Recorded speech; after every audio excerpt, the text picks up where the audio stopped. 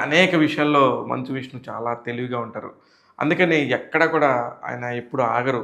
ఏదో ఒక సినిమా చేస్తూనే ఉంటారు. కానీ ఇలా కాదు.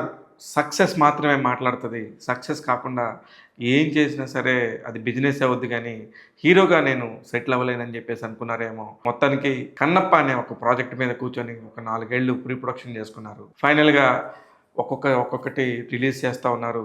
ఏప్రిల్ 25, 2025 ఈ సినిమా విడుదలవుతుంది. 'కన్నప్ప' సినిమాకి సంబంధించి మాత్రం ఇప్పటివరకు ప్రతి ఒక్క పాయింట్ కూడా చాలా అట్రాక్టివ్ చేస్తుంది.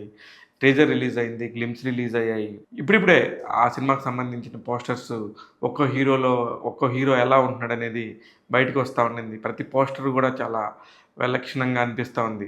ముఖ్యంగా హీరో 'ప్రభాస్' రెబెల్ స్టార్‌గా ఆయన ఏ రేంజ్‌లో ఉన్నాడు, ప్రస్తుతం ఎన్ని సినిమాలతో హడావిడిగా ఉన్నాడు, ఎంత బిజీగా ఉన్నాడనేది ప్రపంచం మొత్తానికి తెలుసు.